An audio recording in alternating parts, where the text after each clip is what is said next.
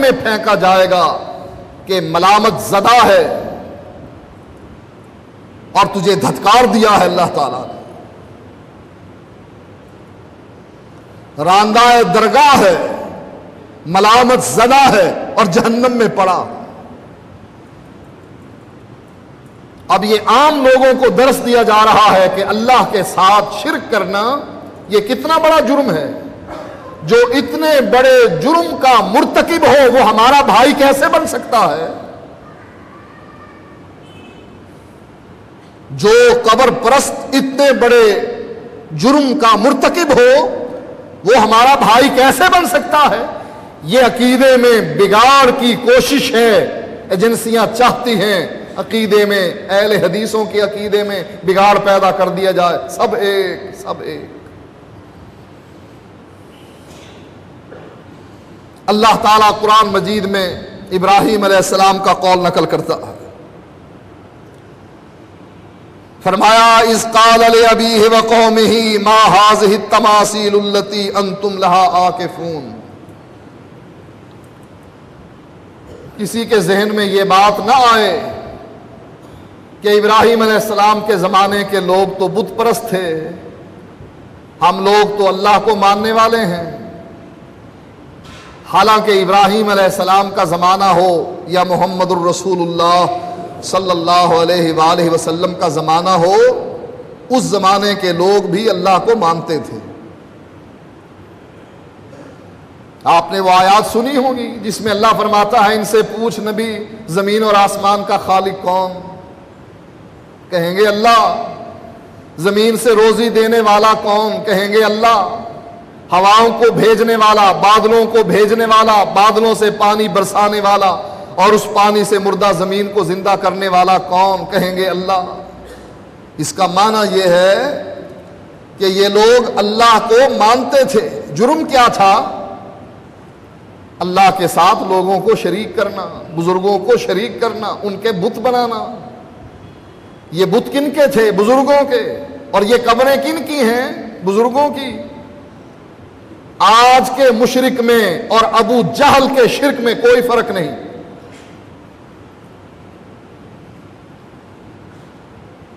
گناہ کی نوعیت جب ایک جیسی ہو اس کی سزا بھی ایک جیسی ہوتی ہے۔ نبی کے زمانے میں مشرکوں کی گناہ کی نوعیت، جرم کی نوعیت کیا تھی؟ یہ اللہ کو مان کر اللہ کے ساتھ شریک بناتے تھے۔ اختلاف کیا تھا نبی کے ساتھ؟ اجعل الآلہۃ الہ واحدا ان ھذا لشیء عجاب۔ سارے الہوں کو مٹا کر ایک الہ کی دعوت دینا یہ تو عجیب بات ہے۔ ان کے نزدیک صحیح بات کیا تھی؟ اللہ کی دعوت بھی دو اور لات و منات کی دعوت بھی دو۔ لات و منات غیر نہیں، اللہ کے نیک بندے تھے۔ اور اگر یہی عقیدہ ہم رکھ لیں، ہم میں اور ان میں کوئی فرق رہے گا؟ لہذا کسی کے ذہن میں شیطان یہ مغالطہ نہ ڈالے کہ اس وقت کے مشرک اللہ کو نہیں مانتے تھے، ہم تو اللہ کو مانتے ہیں۔ اس دور کا مشرک اللہ کو مانتا تھا جیسے آج اللہ کو ہم لوگ مانتے ہیں۔ جرم کیا ہے؟ وہ اللہ کے ساتھ شریک کرتے تھے، ہم بھی اللہ کے ساتھ شریک کرتے ہیں۔ لہذا ہمارے شرک میں اور ان کے شرک میں کوئی فرق نہیں۔ ابراہیم علیہ السلام اپنی قوم سے اور اپنے باپ سے پوچھتے ہیں ما ہذہ التماثیل التی انتم لہا عاکفون۔ یہ جو مورتیاں تم نے رکھی ہوئی ہیں اور ان مورتیوں کی تم عبادت کرتے ہو، ان کی حقیقت کیا ہے؟ کیوں کرتے ہو؟ قالوا وجدنا آباءنا لہا عابدین۔ کہنے لگے ہم نے اپنے بڑوں کو اسی حالت میں پایا ہے، وہ بھی دن رات انہی کو پوچھتے تھے، ہم بھی پوچھتے ہیں۔ یہ کوئی دلیل ہے؟ دلیل تو یہ ہونی چاہیے نا کہ دیکھیے یہ عقل کے مطابق ہے، اللہ نے حکم دیا ہے یا اس کے نبی نے حکم دیا ہے، یا یہ چیز عقل کے مطابق ہے۔ جواب کیا دیتے ہیں؟ بڑوں کو ایسے ہی کرتے دیکھا ہے، ہم کرتے ہیں۔ اب ابراہیم علیہ السلام کا فتویٰ کیا ہے؟ لوگ سمجھتے ہیں کہ یہ تکفیری ذہن ہے، اب لگائیں حکم ابراہیم علیہ السلام پر۔ ابراہیم علیہ السلام فرماتے ہیں لَقَدْ كُنْتُمْ أَنْتُمْ وَآبَاؤُكُمْ فِي ضَلَالٍ مُبِينٍ، باپ دادا کے دین پر چل کر تم یہ سمجھتے ہو کہ ہم ہدایت پر ہیں، تم بھی اور تمہارے آباء و اجداد سب کے سب گمراہ تھے، واضح گمراہ، کوئی رواداری نہیں، کوئی وسعت نظر نہیں کہ ایک ملک کے ہم باسی ہیں، ایک شہر میں ہم رہتے ہیں۔ فرمایا اگر تمہاری دلیل یہ ہے کہ آباء و اجداد کرتے تھے اور تم مجھے ڈرا رہے ہو آباء و اجداد سے کہ ان پر کیسے حکم لگائے گا، یہ تو ان کے بھی بڑے ہیں، یعنی ابراہیم علیہ السلام کے بھی تو بڑے ہیں۔ فرمایا اگر تمہاری یہ دلیل ہے کہ تمہارے آباء و اجداد یہ کرتے تھے تو میں ان سے نہیں ڈرتا، تم بھی اور تمہارے آباء و اجداد بھی گمراہ ہو۔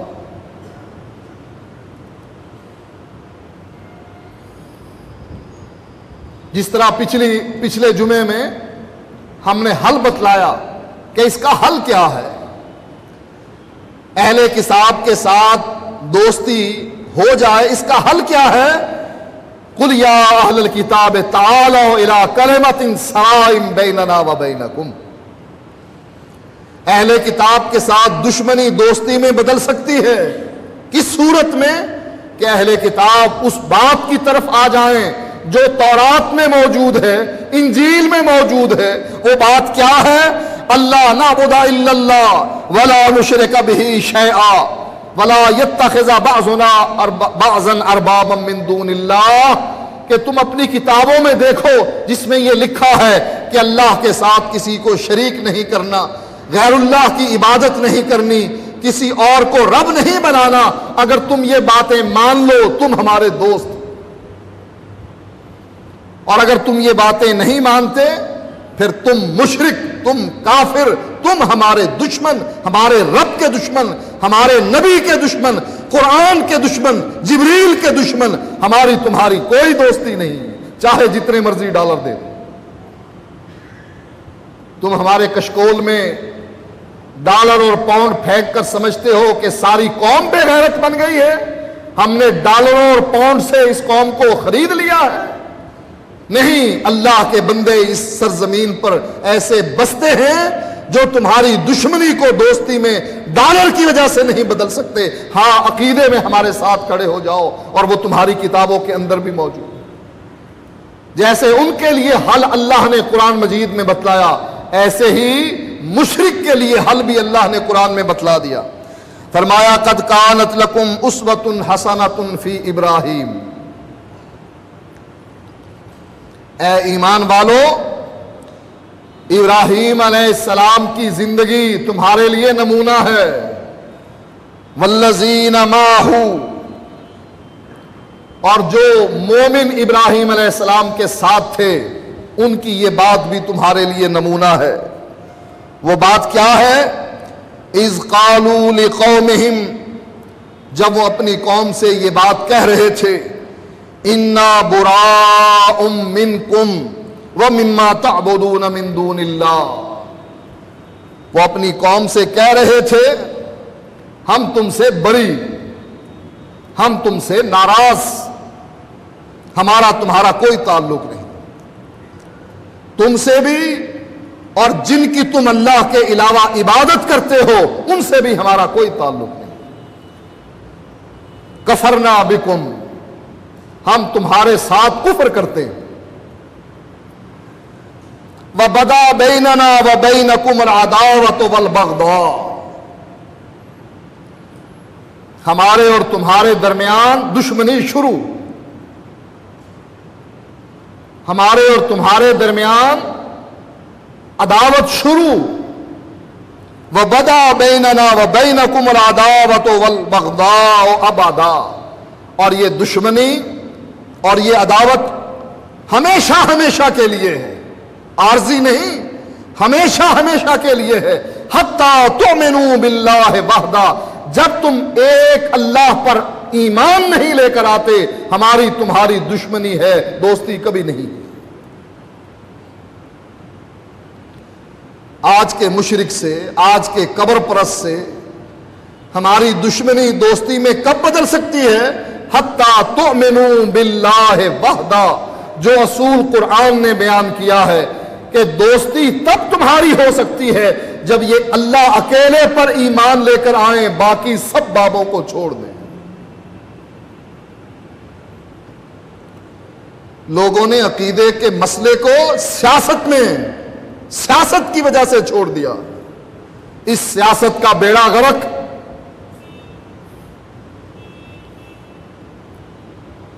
پتہ نہیں یہ علماء سمجھتے کیا ہیں کہ لوگوں کو جب چاہیں بے وقوف بنا لیں، کبھی ٹی وی شیطان بننے لگ جائے اور کبھی ٹی وی پر آنے لگ جائے، کبھی کمر دکھائی جانے لگ جائے، کبھی چہرہ دکھانے لگ جائے، اب کھل کر سامنے آ گئے۔ دین کو پتہ نہیں کیا بنا رکھا ہے، جو جب چاہیں، یہ موم کی ناک ہے، جب چاہو مروڑ لو، جب چاہو اپنے تحت کر لو، کبھی درباری جہنم لکھ دو، کبھی کلمہ گو مسلمان لکھ دو، اور کبھی ایسے نیچے بچھ جاؤ ایجنسیوں کے کہ نہیں ہم اور تم برابر ہیں، ہم میں اور تم میں کوئی فرق نہیں۔ جب تک غیرت مند توحید والے زندہ ہیں تمہارے اس مسئلے کو کبھی بھی کامیاب نہیں ہونے دیں گے۔ یہ مسجدیں علیحدہ ہم کیوں بناتے ہیں؟ اس لیے کہ یہاں توحید کا علم بلند ہو، یہاں اللہ کی خالص عبادت کی جائے، اس کی وحدانیت کا تذکرہ ہو۔ اگر ہماری مسجدوں میں بھی یہ رواداری آ جائے کہ نہیں ہم میں اور ان میں کوئی فرق نہیں، تو کیا کہیں گے اللہ کے رسول کو؟ آپ فرماتے ہیں ایک جنت میں باقی سب جہنم۔ یہ رواداری تو پھر اللہ کے نبی کو ہمیں سکھانی چاہیے کہ آپ یہ کیا کہہ رہے ہیں؟ امت کو توڑنا چاہتے ہیں اللہ کے نبی آپ؟ ہم امت کو جوڑنا چاہتے ہیں، آپ امت کو توڑنا چاہتے ہیں۔ ہم کہتے ہیں سب جنتی، آپ کہتے ہیں ایک جنتی۔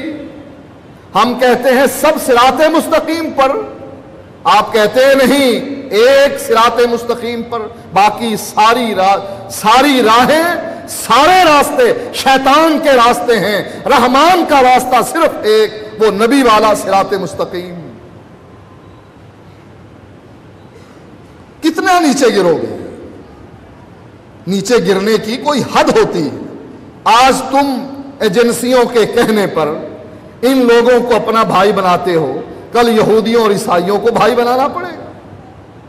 تمہیں کہاں تک گرائیں گے یہ لوگ؟ اس لیے اس ذلت سے بچنے کا طریقہ ایک ہی ہے، قرآن کے اصول کو دیکھو کہ قرآن کا انداز کیا ہے، کہ دوستی کس سے ہو سکتی ہے اور دشمنی کے لائق کون ہے۔ جو اللہ کا دوست وہ تمہارا دوست، اور جو اللہ کا دشمن وہ تمہارا دشمن۔ مشرک کبھی بھی اللہ کا دوست نہیں بن سکتا۔ اسی اللہ تعالیٰ قرآن مجید میں فرماتا ہے ما کان للنبی والذین آمنوا ان یستغفروا للمشرکین۔ عبداللہ بن ابی کا آپ نام جانتے ہی ہیں، اس کے کرتوت سے آپ واقف ہی ہیں۔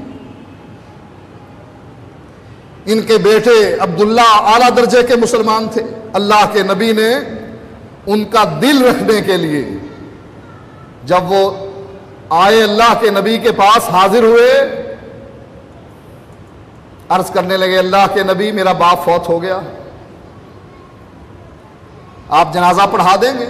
آپ نے فرمایا پڑھا دیں۔ اللہ کے نبی جنازہ پڑھانے کے لیے تیار۔ کس کا؟ صحابہ کا دشمن، امہات المومنین کا دشمن، اللہ کے نبی کا دشمن، دین اسلام کا دشمن، منافقوں کا سردار، جنازہ پڑھانے کے لیے تیار۔ دل رکھنا تھا اپنے صحابی کا۔ حضرت عمر آگے کھڑے ہو گئے، اور حضرت عمر بعد میں اس حرکت پر بڑے حیران ہوتے تھے کہ مجھ میں اتنی جرت کیسے پیدا ہو گئی کہ میں اللہ کے نبی کا راستہ روک لوں۔ آپ نے پوچھا اللہ کے نبی آپ اس کا جنازہ پڑھانے جا رہے ہیں؟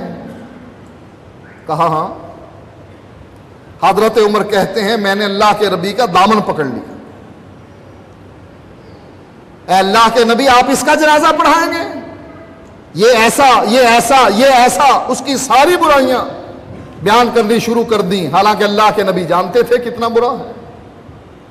اللہ کے نبی سنتے رہے سنتے رہے سنتے رہے، پھر اپنا دامن چھڑا کر فرمانے لگے عمر ہٹ جاؤ، جب اللہ نے مجھ کو منع نہیں کیا ہے تم کون ہوتے ہو منع کرنے والے؟